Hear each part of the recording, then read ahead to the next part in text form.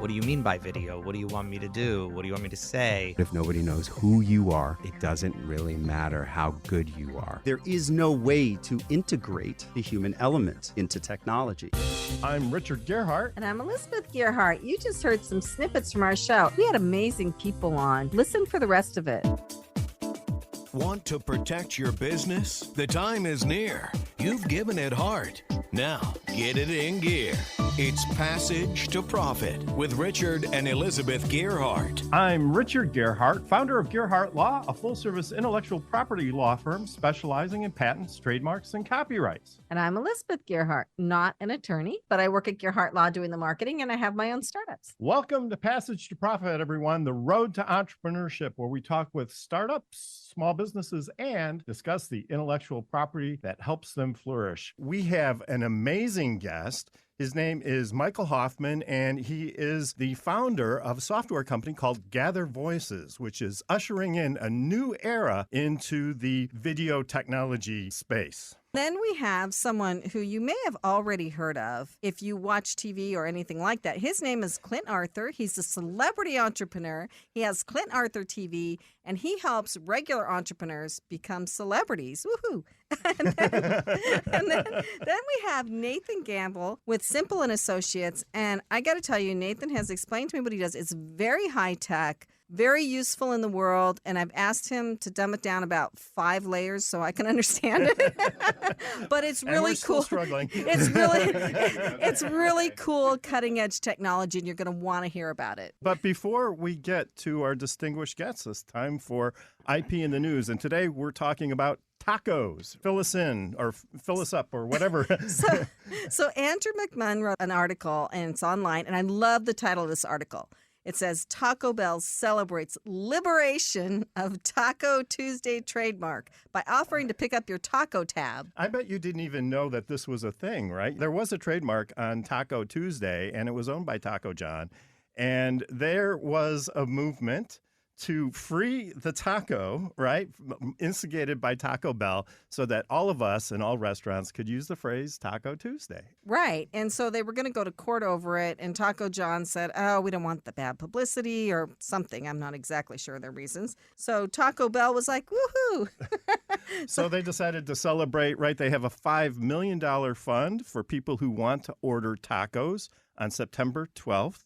You can get free tacos or greatly discounted tacos from any Mexican restaurant that sells tacos. So it's not only Taco Bell. Participating. It's any other taco restaurant. And they'll kick in for your tacos if you're motivated enough to send in the form, I guess. So, and in the lead up, Taco Bell is offering a free Doritos Locos taco every Tuesday with no purchase I've never necessary. had one of those, but it sounds great to me. I love Doritos. So anyway, it's time for Richard's Roundtable, and it's time for our guests to share their opinions on this important topic.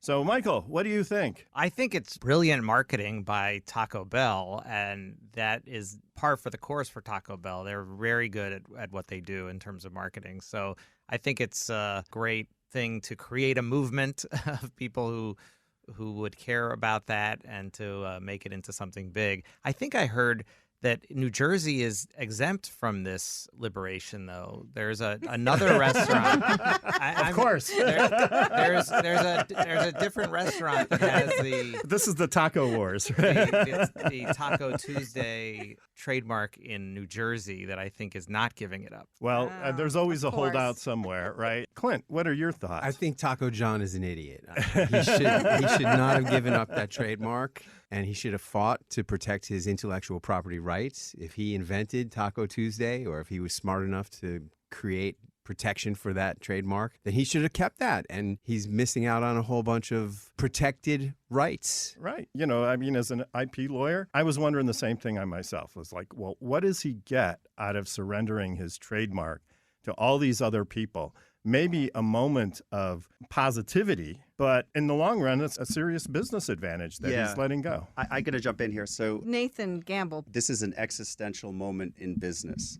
You see, what's happening today with artificial intelligence and the growth of data as an artificial intelligence inventor is we're understanding that ideas can mean more than money. Think about it. When you're young, sticks and stones may break my bones, but names will never hurt me. But we know that's not true. Names can hurt more than sticks and stones. The reality is science is showing us that the power of brands are far greater than just the intellectual property or the technologies they spawn, because they spawn cultural ideas. Look at Disney. Disney has sacrificed its IP or compromised its IP by stepping into culture wars that nobody asked them to step into. The power of a brand today, we understand, is multifaceted. And today's artificial intelligence and data helps us leverage that in new and efficient ways. So I agree with you, Clint. They sacrificed on their value for generations, and that's worth more than a couple bucks in the bag. Yeah, that was Nathan Gampel, by the way. That was Nathan. So, Nathan, we were going to ask you what you thought, but I think we know. And Kenya, what are your thoughts? Well, that's a tough act to follow. I agree with Clint. Right, and Nathan, in that he should have kept it. I don't get it. I feel like there's all these other revenue streams that he could have created for himself, like by leveraging the mark and the brand. And maybe he has personal reasons we'll never understand. But I agree with you both that was a foolish move on his part. The only thing I can think of is, Taco Bell is a huge company with lots of resources, and maybe they didn't feel like they were getting enough value out of the trademark to justify all the litigation that went around that. So maybe there was a business decision in there someplace where somebody added it all up. But Taco Tuesday is kind of famous. They should be able to leverage that, right? There's one other piece to this. People that are truly creators and creative, they can go, okay, I'll just go on to the next thing. You know what? Yeah, I'm sure he's going to invent something else as good as Taco Tuesday. Not. This is a pure case of fear. And, any action ever taken out of fear is always going to be the wrong action. And that's why he caved under the fear. Oh, I don't want to fight the big guy. Well, he missed his perfect opportunity. He had a David versus Goliath moment. I'm sure the whole world would have rallied against David versus Goliath, and nobody would have been on Taco Bell's side. Here's Taco Bell, a huge corporation, trying to lean on some little guy nobody's ever heard of. They leaned on him. He caved. What if he gave up on the patent because what he was trying to say is, I'm freeing Taco Tuesday, I'm democratizing, and I'm going to start selling shirts or products or other taco paraphernalia in different stores. What makes this such a foolish story is not whether or not he fought Goliath, it's that he didn't have the confidence and the self-belief to try. There's lots of reasons why he could have decided not to do it. But that said, thank you for your comments. I guess the moral of the story is if you have a great trademark, don't give it up. Amen. Get a great trademark attorney. Get a great trademark attorney. And I just want to be clear, he didn't get any money from this? Well, We the don't story know. doesn't say. And, to Nathan's point, like when Elon Musk gave up all of his patents for the electric car industry, he was doing it to promote the growth of the industry. But Elon Musk got a lot of publicity around that. All the publicity here is going to Taco Bell. Taco John is not riding that train. So a loss and a loss. And a loss and It a is. loss. So anyway, it's time for our distinguished guests. Michael Hoffman is here. He's the creator of Gather Voices, which is an amazing software program. Elizabeth's been using it in her business for a long It's time. my secret weapon. It's her secret weapon. So please tell us about the software and what prompted you to do this. I started Gather Voices really solving a problem, which for our clients at an agency that I ran. And the problem was that video has become the most important kind of content there is. But traditional video production is slow and expensive and hard to do. And so clients were coming to me, somebody running a professional video production operation, and saying, we love those videos you make for us that cost $50,000 and take 4 months to do, but we need video all the time. Can you help us? And we tried everything to scale video, and traditional production just doesn't scale. And the aha moment for me was learning about the first feature film shot on an iPhone. And I thought, wow, everyone we want on video is walking around with a professional video camera in their pocket. So how come we can't get the content we need? So we did some experiments where we just asked people to make a video, Elizabeth, make a video. Kenya, make a video. And that did not work very well. People didn't know, what do you mean by video? What do you want me to do? What do you want me to say? How do I get the content? There's legal issues around that. So what we did is we built technology that lets a company bottle up what you want somebody to create a video about. And when somebody clicks on the link that you send them, the software walks them through making the video you want from them on their own device. It checks their lighting and sound. It gives them time limits and talking points. It has them sign the legal release. and it sends the video right back to the company, where a non-video expert can actually add branding, a call to action, create a montage, a gallery, publish, all with a few clicks without having to know how to do anything. That's really amazing. And I love what you're doing because I do think it'll improve the quality of the videos that we see because there's so many bad ones out there, right? What kind of advice does the software give? Yeah, so the software makes sure that the person is well-lit place, that it's quiet. They get coaching in that sense. So it might say, hey, it seems really loud in there. Maybe you want to move to a quiet place. Or, hey, we can't see you. Maybe you're backlit, or maybe you're not in the shot, because people aren't always paying attention. So we call it gentle coaching. We don't force, but we remind people to think about those things when they're recording. Yeah, and it's really interesting. You're using this for companies now with marketing departments. I've looked at the software closely. You've got it segregated into different groups and different things. So can you talk about that a little bit, how a marketing department would use it? Sure. I think one thing that I've been a bit obsessed with is this, when we look out on, if you're on TikTok or you're on Instagram, you see this person with no marketing team, no budget, no nothing, sitting in their parents' basement or whatever, making videos and getting incredible amounts of engagement around that content. I'm looking at that, and then I look at a company with a marketing team and a marketing budget and thoughtful ideas, and they can't do any of that. So what is the equivalent for businesses? And I think the equivalent is not that the CEO of every company has to become a TikToker. I think the equivalent for a company is to lift up the voices that are in your community, the customers, the employees, the fans, the students, the attendees, the guests, whoever it is, there are superstars among them. And if you give people an easy way to share their stories and record, the aggregate of that for a company is going to be equal to what that one TikToker is doing in their basement. And so we're really trying to power that for companies and say, number one today is authenticity. People do not want to watch marketing stuff anymore. They want real things from real people, real stories from real people. And I think, in this age of AI creation, that's only going to be more important.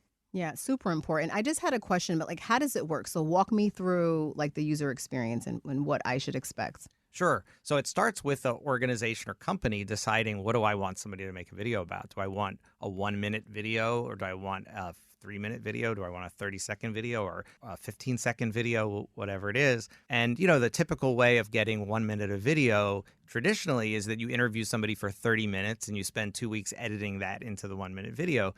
What we're doing is giving people very specific instructions of what you want for that 1 minute. So that's what the company gets back, and there's a lot less post-production to do.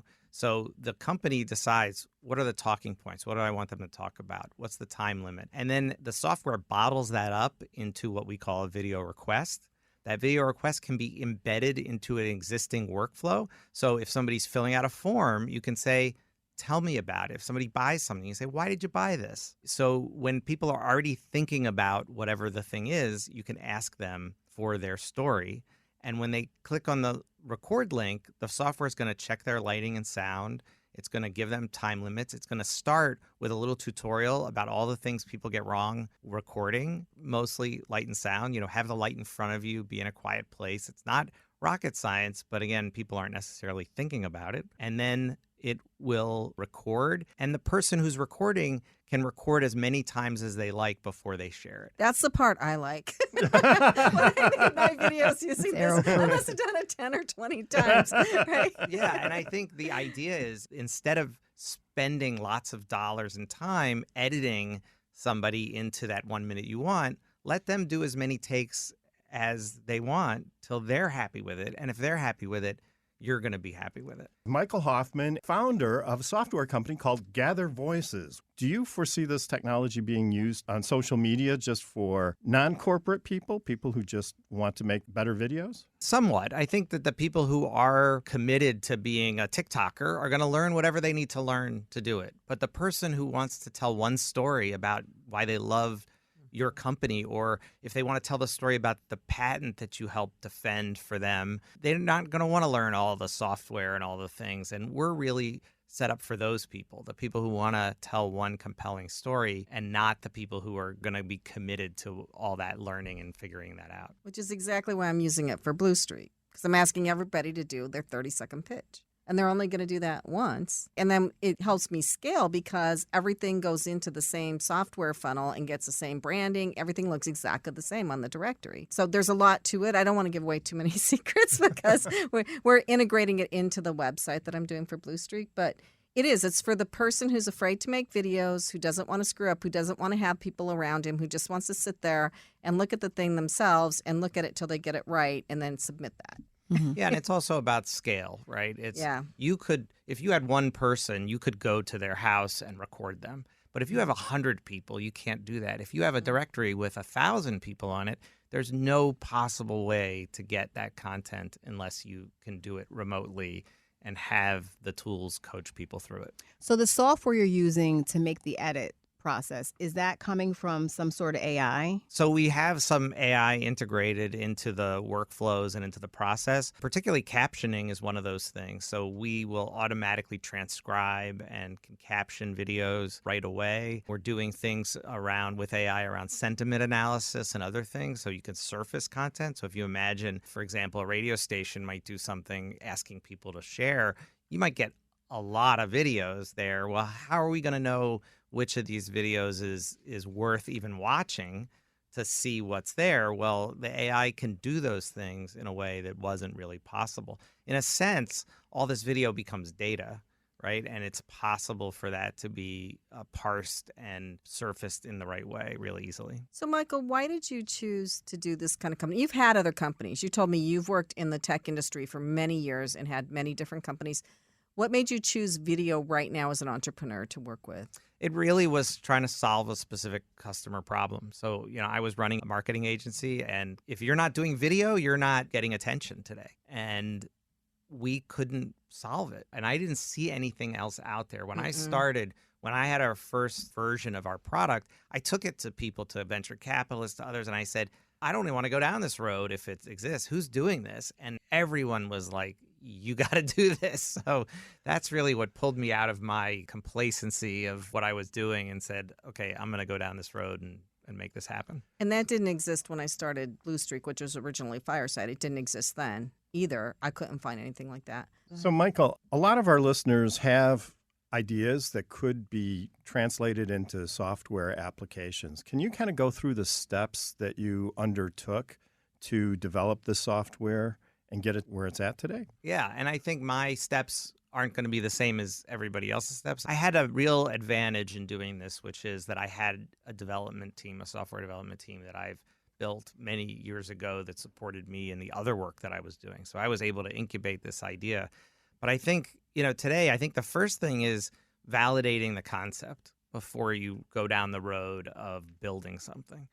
We all have great ideas, but are you really solving a problem? And is it a problem somebody would pay for?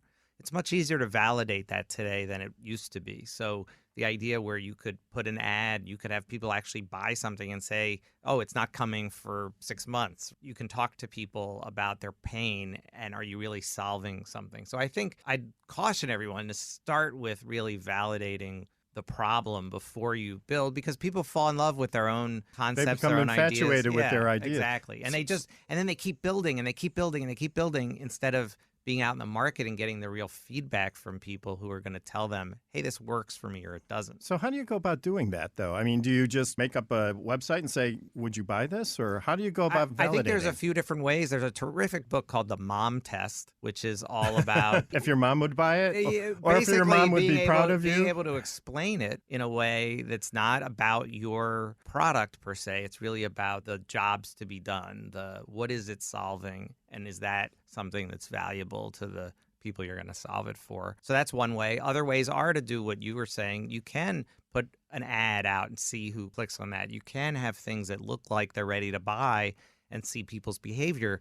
One of the things we know is people will say things and do different things. So just asking people and doing surveys is not necessarily enough, you can actually see what people's behavior is in the wild. So that's the first piece of it, I just want to piggyback off that a little bit because the traditional approach has been to do surveys, focus groups. You ask all your friends, but you may not get the most objective feedback. But I really like the idea of actually creating fake websites where you can get real feedback from people. And you can even promote these with pay-per-click and other advertising tools to see how well people would respond to it sort of in the real world. Exactly right. And that kind of real data is super valuable. And I think one of the advantages of starting something today is it's a lot easier. I don't want to totally date myself, but when I started, you had to build everything. You had to build every page. You had to build your own servers. You had to build your own data center. You had to, do all this infrastructure. And today, not only is there things like AWS,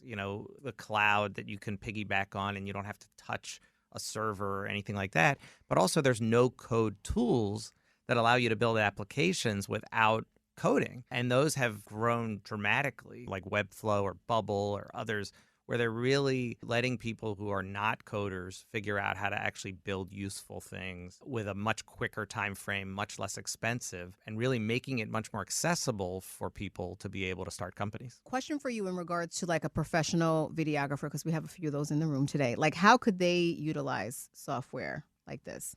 Yeah, we work with a lot of professional videographers, and I think most will say we have way too many projects than we have time. Way too many people come to us and say, hey, can you just shoot this? Can you just do that? Can you just we're doing a Christmas card. Can you go do this thing? And it's like, hey, you have no idea how much work is involved in this and what's on our plate. And so what we're doing is saying we're not replacing what the professional producers are doing. It's really like a pyramid. We're creating a foundation for new content, additional content. There's so much written stuff. Think about every email you get that's a big block of text that you don't want to read. And if that was a video, how much more powerful that would be. There's so much more video opportunity out there. For the professionals, it's, hey, there's a whole set of projects you can say yes to where you don't have to do all the same amount of work.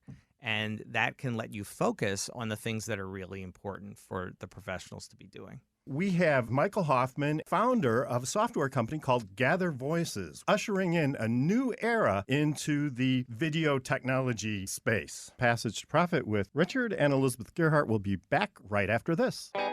I'm Richard Gearhart, founder of Gearhart Law. We specialize in patents, trademarks, and copyrights. You can find out more at learnmoreabouttrademarks.com. We love working with entrepreneurs and helping their businesses grow. And here is our client, Ricky, to tell it like it is. Hi, I'm Ricky Frango, founder and CEO of Prime 6. We manufacture high-performing, clean, and sustainable fuels like charcoal and logs. We've been working with Gearhart Law since the beginning, really, and they've helped us figure out the trademarks, the patents, everything that has to do with product development and how to protect our inventions. And we're extremely grateful for the wonderful team that has been supporting our business since day one. Thank you, Ricky. To learn more about trademarks, go to learnmoreabouttrademarks.com and download our free Entrepreneur's Guide to Trademarks, or book a free consultation with me to discuss your patent and trademark needs. That's learnmoreabouttrademarks.com for your free booklet about trademarks and a free consultation.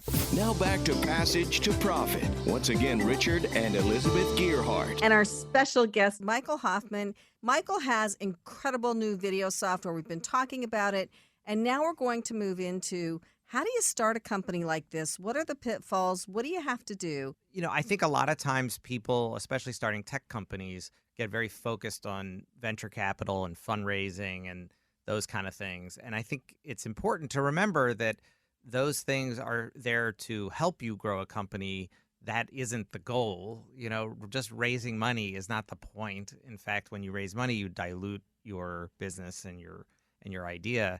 And so as far as you can get down the road without additional capital, you're going to be in a much better position to decide your own fate and decide what you do.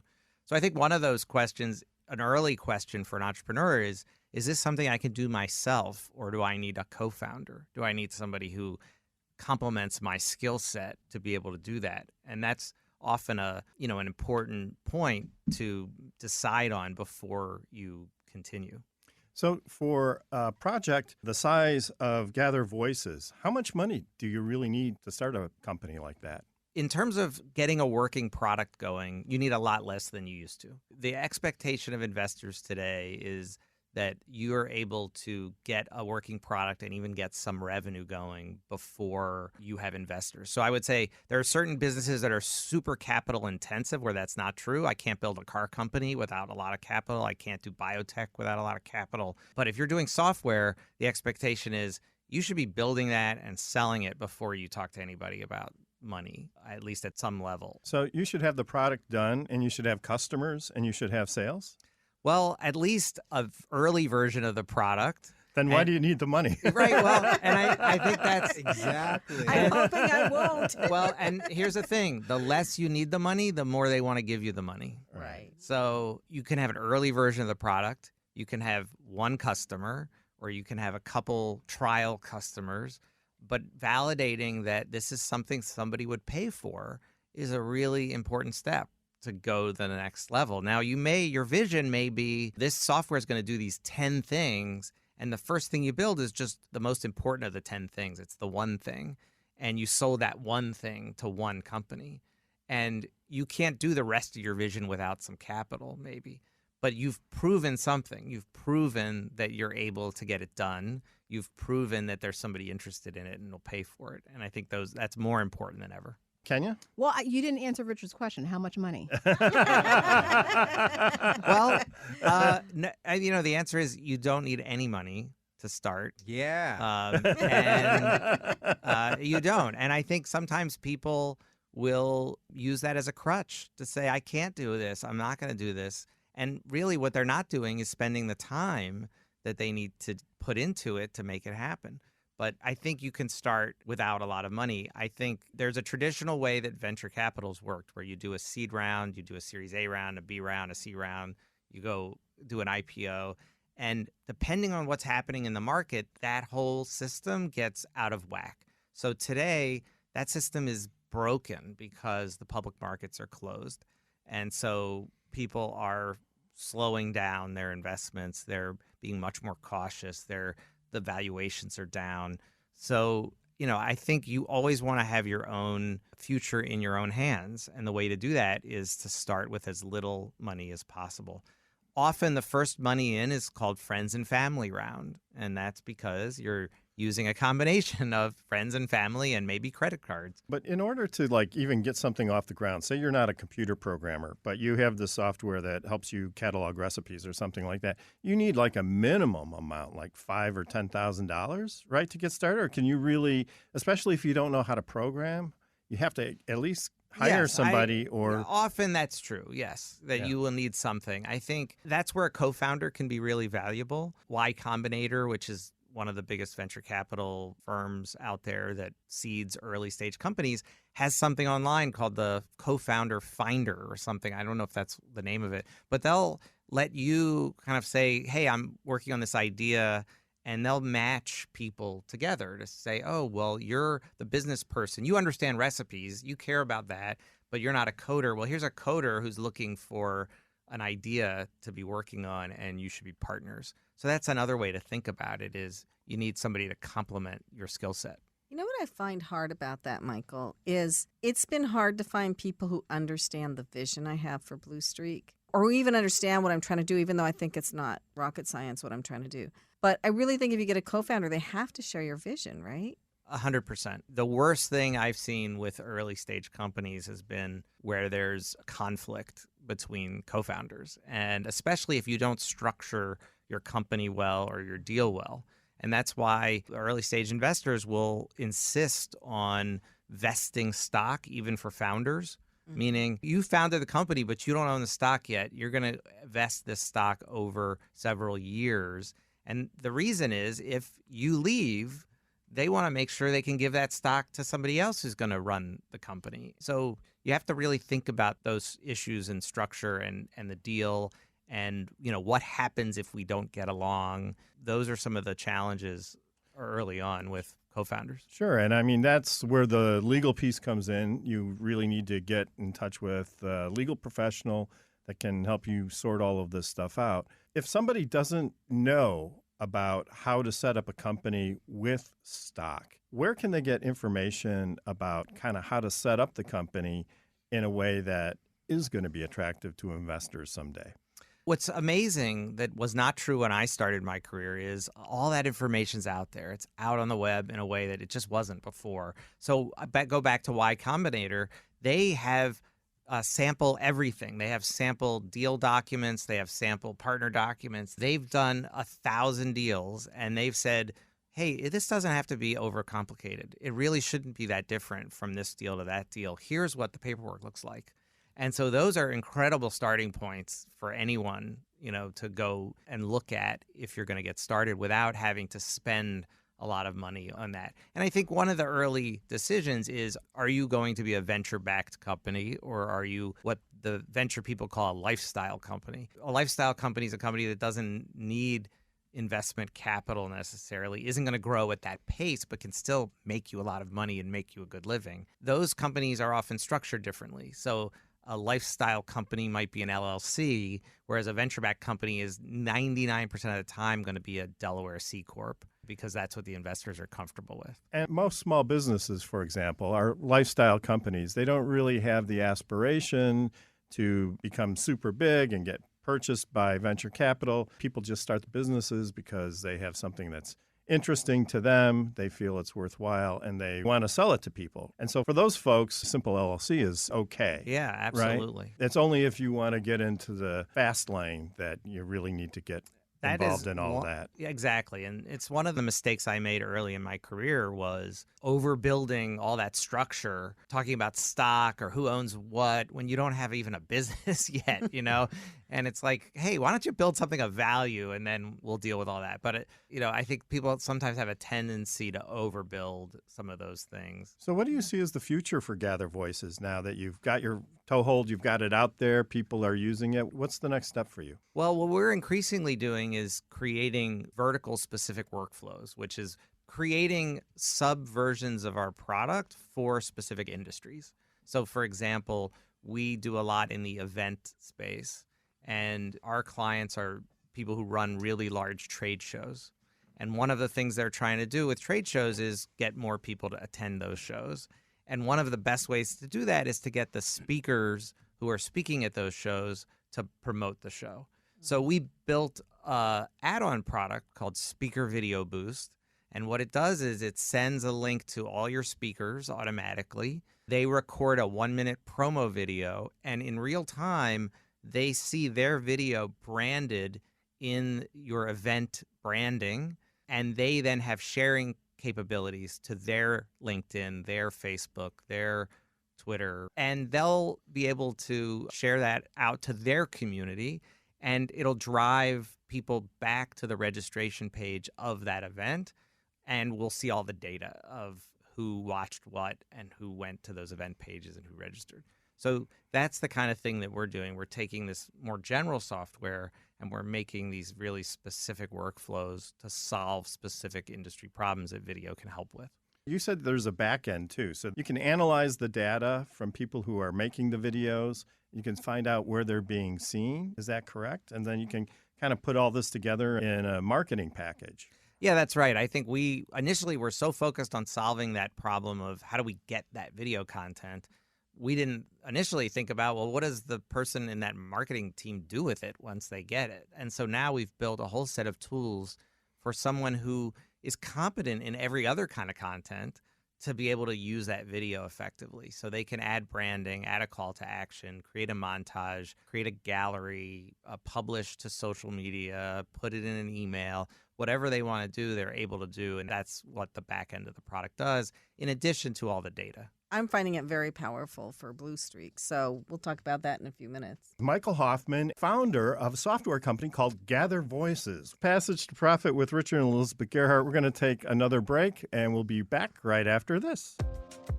Hi, I'm Lisa Askley's the Inventress, founder, CEO, and president of Inventing A to Z. I've been inventing products for over 38 years. Hundreds of products later and dozens of patents. I help people develop products and put them on the market from concept to fruition. I bring them to some of the top shopping networks in the world: QVC, HSN, eVine Live, and retail stores. Have you ever said to yourself, someone should invent that thing? Well, I say, why not? Make it you.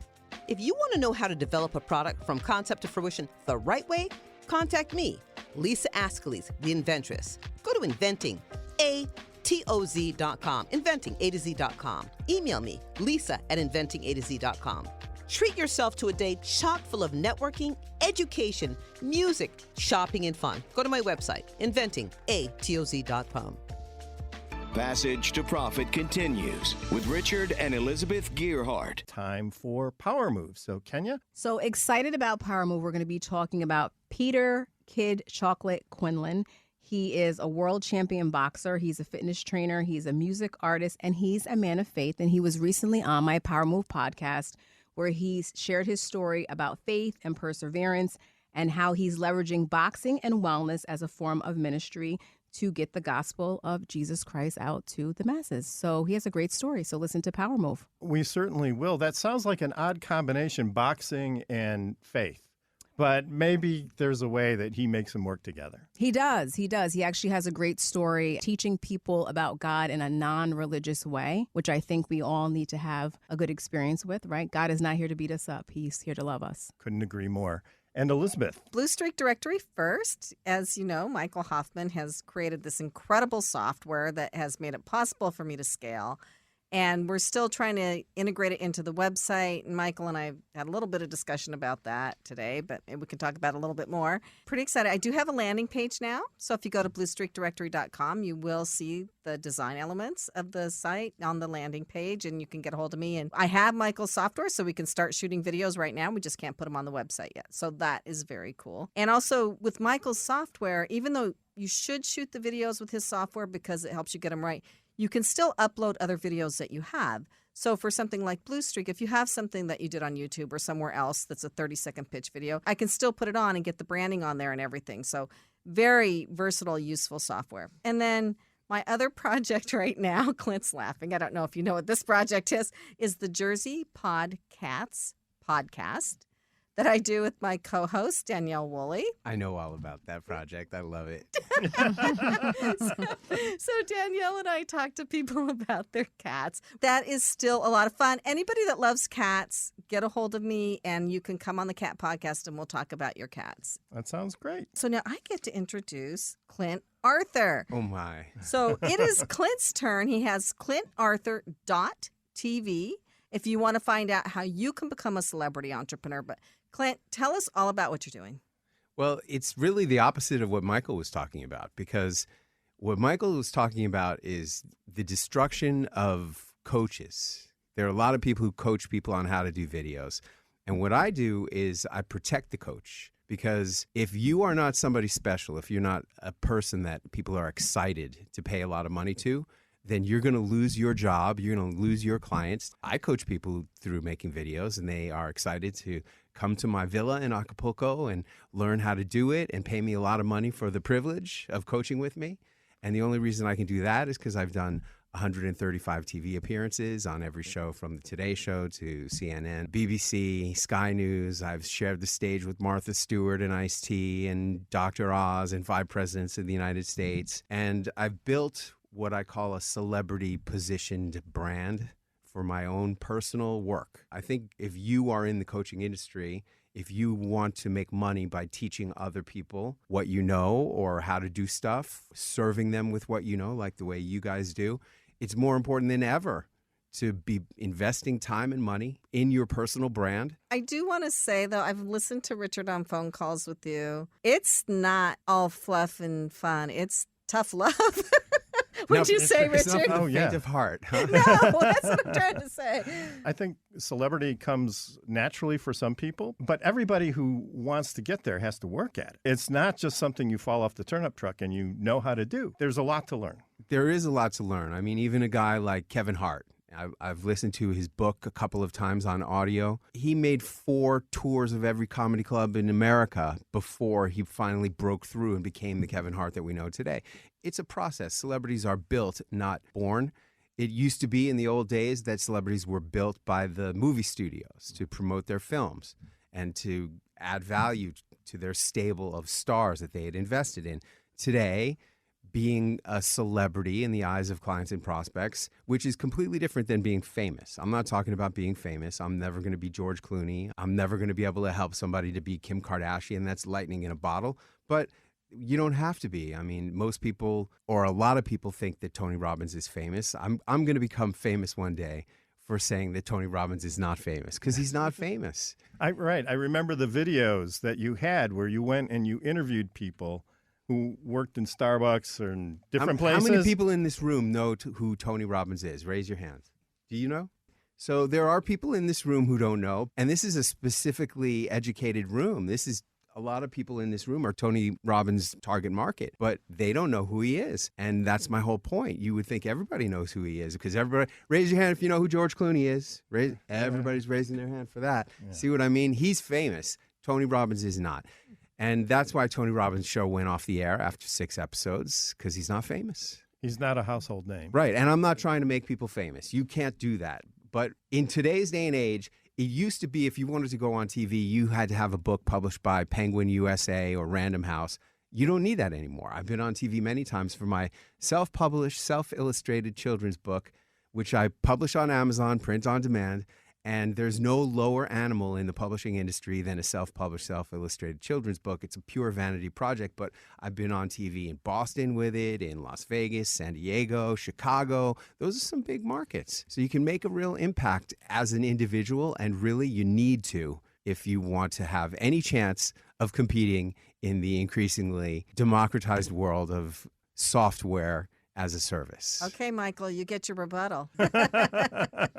I totally agree. I mean, I think that for a lot of companies, the people who are the spokespeople need to have those skills and need to know how to do the things that you're teaching them to do. What I also think, though, is that some variety helps those companies as well. So getting some of your customers to speak, getting some of your fans, your members, and others to speak. And that's really what we're doing. So I think you're exactly right. And I want to talk to you about how you can help me. You could have a company like yours without a Steve Jobs, or I could make you into a smaller version of Steve Jobs, and obviously that would add value to your company. So the first thing we do is turtleneck shopping. Black turtlenecks. He always wore black, so you didn't have to decide. I always wear the same clothes. I mean, look, how many times have you seen me, Elizabeth? Right. And I'm always wearing a blue suit and a white shirt and a pink tie every time. I do see the overlap, though, because I have sent Michael's Invite software to very accomplished business coaches that I know. And I sat down with one woman, and they're kind of like, I'm like, how could you be a business coach if you can't do a video? Yeah. And they need video coaching. So the person has to have the skills before they can use Michael's project right now, or have the confidence to some degree, right? If a person invests a lot of money in something, then they're going to be paying attention to what they're doing, and they're really going to get more out of it than if they just casually, if you get something for free, like Harvey McKay, who was one of my legendary business idols when I was at the Wharton Business School. I read his book in 1987, Swim with the Sharks Without Getting Eaten Alive, 6 years on the New York Times bestseller list. Nobody in this room knows who he is, but to me, he was somebody. He gave me a free flash drive full of content, which I have never used, not one time. I never put it in the computer, because what you get for free, you don't really care about. But if you pay a lot of money, then you're really going to demand that you get results. And I can show you many videos of my clients saying, the only reason I became successful is because I invested $25,000 in Clint's coaching. And if I was going to put that much money into it, I was going to make sure I was going to get value out of it. That's really the difference. How committed are you to having success? And people who pay a coach or a celebrity a lot of money to learn something from them are probably going to get better results than a person who's just casually using something for $29 or $49 a month, who doesn't really care that much about it. Kenya, what are your thoughts? Yeah, I mean, I work in a very jaded, superficial business. I mean, I'm around celebrities every single day. And one of the things I'll say, just from what I've observed, is just because you're famous or you're a celebrity doesn't necessarily guarantee a return on investment, because I know a lot of broke celebrities. So there's a lot of smoke and mirrors to this business. So what would you say is the benefit of working with a celebrity over someone who may not be a celebrity, but they're an expert in their field, and they lead with more authenticity and influence their prospects that way? Just because you're a celebrity doesn't mean you're going to make a lot of money. You need to know how to make money from being a celebrity. That's one of the things that I teach. And the problem is when you find a person who is just coming from authority or authenticity, is that they may be the best in the world. You could be the best brain surgeon in the whole world, but if the person doesn't know about you, then you're not going to be able to help them fix their brain. And that's the real problem. And my favorite kind of client is a person who is a true authority at what they do, a subject matter expert. And they come to me to get the marketing so that they can be positioned in the eyes of clients and prospects as a celebrity. That's the way it needs to work, because now you've got it all. Whereas a person who is a celebrity who's broke, they don't know how to extract the value out of their positioning, out of their fame, out of their celebrity. And that's the saddest thing of all. There's a lot of people who get hit by lightning and become somebody in the media. They get all this press, they get all this opportunity, but they get used by the media. Like, for example, one of my clients, Tanya Brown, she was the youngest sister of Nicole Brown Simpson. She was on every show in the world, but she couldn't make any money from it because they just wanted her to come on to comment on a topic instead of coming on their show to talk about what she wanted to talk about. And so she never was able to capitalize on her fame or extract the value out of her fame, and instead just got used by the media for years and years and years. And that's really sad. And if you're that kind of celebrity, you should come to me to find out, how do you make money from being a celebrity? Because that's a whole separate thing, but super important. What is a celebrity? I think of celebrity as somebody who's famous. That's not a celebrity. But that's not a celebrity. That's a famous person. A famous person is a person that everybody knows, like Caitlyn Jenner or Mike Tyson. Those are names that people know who they are. Everybody knows who they are. But a celebrity is only a celebrity to a target market or a group. Like in this room, you're the biggest celebrity in the room. This is your show. Okay? But outside this room, your celebrity dissipates. The further away from this room you get, there's a math relationship there. Except for when you go back to Gearhart Law. And at Gearhart Law, you're the biggest celebrity there because that's your show. But celebrity is completely relative to a group. Celebrity is constrained to a group, whereas fame is something that the world knows. Like Mickey Mouse is famous. Charlie Chaplin is famous even to this day. Groucho Marx is famous even to this day. Those are famous people. So what is the biggest challenge then for somebody who wants to learn the techniques of celebrity and leverage them in the business? How do you connect the money piece to the celebrity piece? I'll tell you right now, all the money in celebrity is in coaching and consulting. That's where it all is. You know, I recently did an event with Cesar Millan. He's had 4, raise your hand if you know who Cesar Millan is. Not everybody. He's the dog whisperer.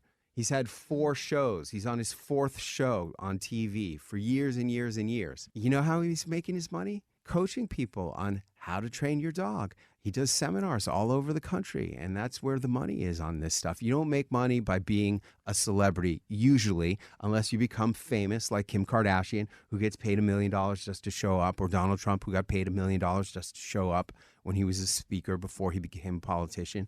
You make money as a celebrity when you're not famous by offering coaching and consulting. And these celebrities who aren't making any money, it's because they don't know anything that people want to know.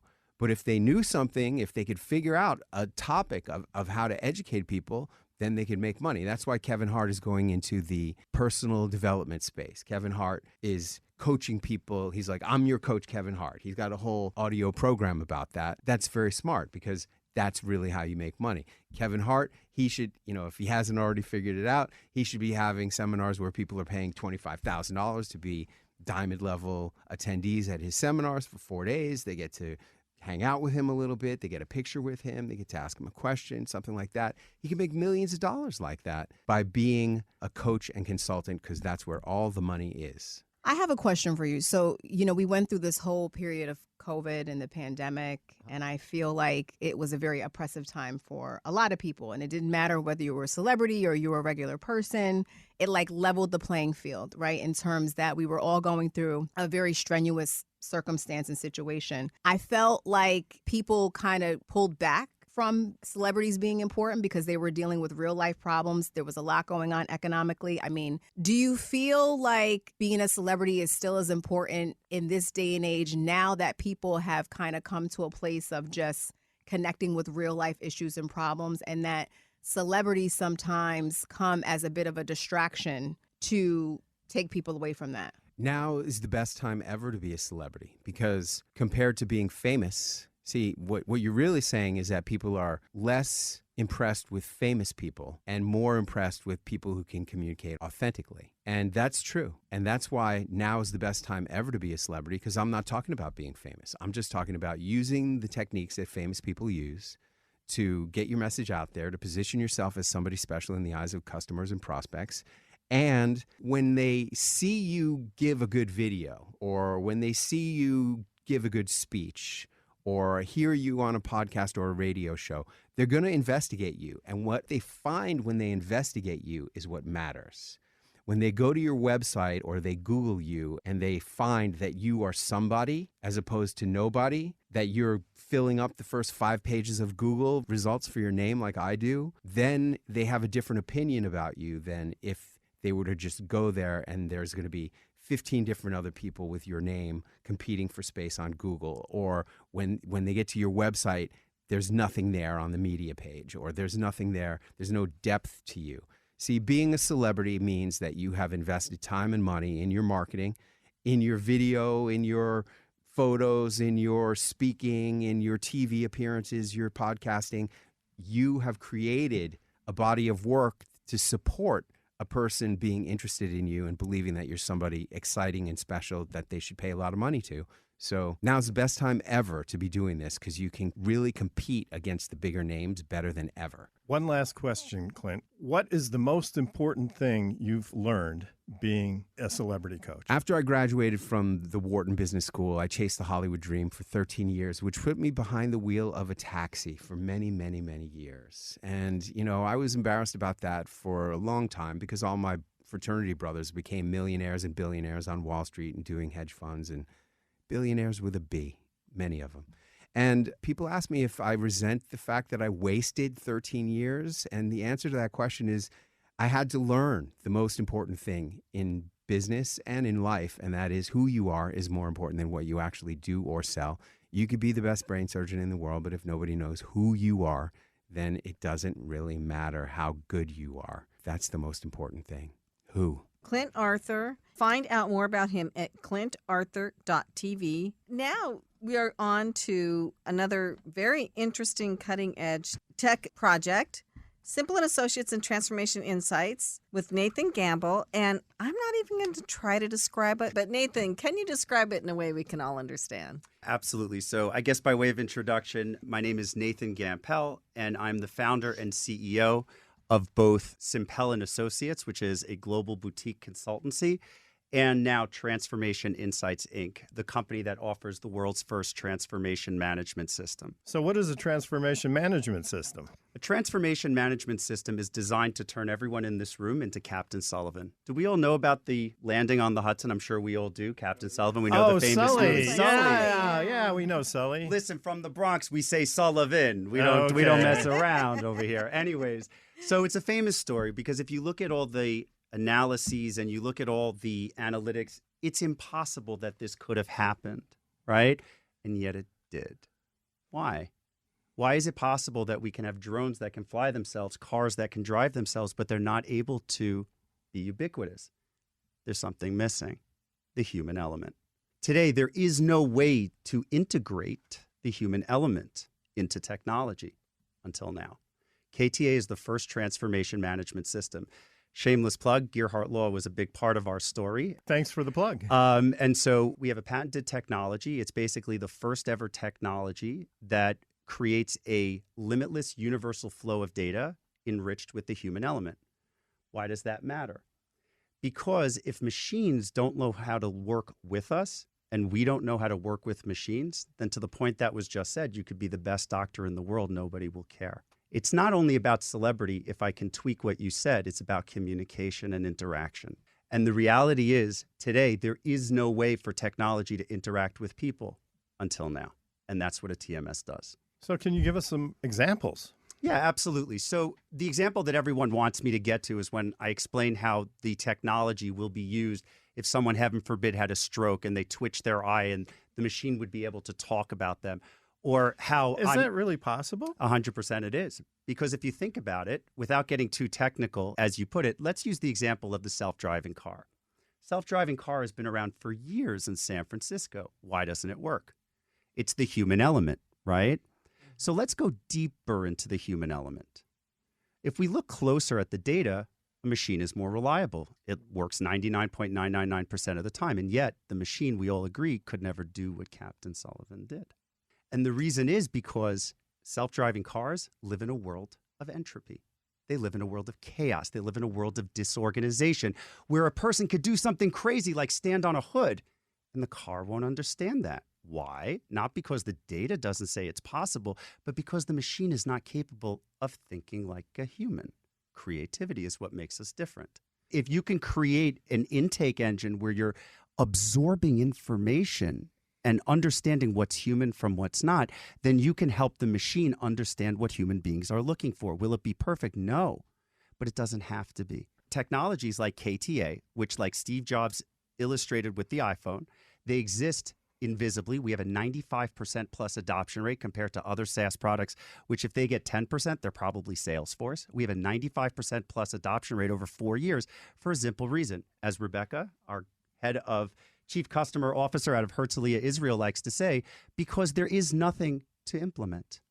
There is nothing to implement. It's an invisible, frictionless technology that is designed to enhance, not replace. And that's what makes it different. So by enhancing, it doesn't replace the human, but helps them calibrate faster so that events like Captain Sullivan are not just improbable, but the expectation of what's likely. How do you go about training a machine to incorporate the human element? Absolutely. So again, shameless plug for my friends at Gearhart, but to be honest with you, let me give a more thorough answer to the question of what it takes to start up a company, considering I did write the code. I invented a new coding language and wrote the whole code in my basement and built it with $0 while I was going to school at night over 20 years. So with you've kids. hit all the points we've talked about already today. Exactly. Let me tell you what it takes. It takes grit, it takes determination, and it takes focus. That's what it takes. There is no dollar and cents. There is no money. What it takes to tweak a little bit what you said, my friend, it takes an idea.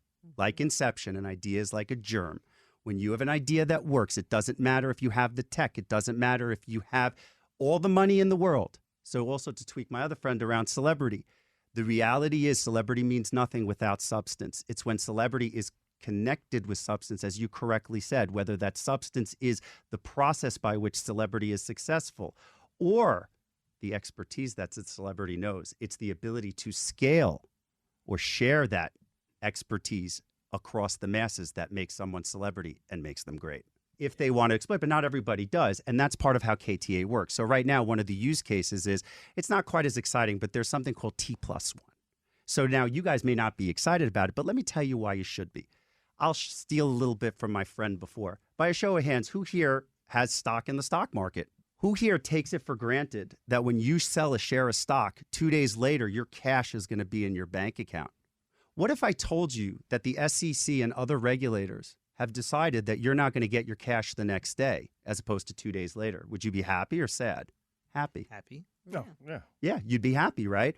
But what if I told you that in transformation sciences, that's what I've invented, a new branch of physics called transformation sciences. In transformation sciences, the change of one digit, just like Albert Einstein showed us, the change of one digit at gravitational scale, going from 2 to 1, the impact across billions, if not trillions, and in fact, one of the regulators we're working with, quintillions of dollars. It cannot be done without systems. And today we're working with multiple major banks across Wall Street to deliver the first ever T+1 settlement product that will increase liquidity using artificial intelligence.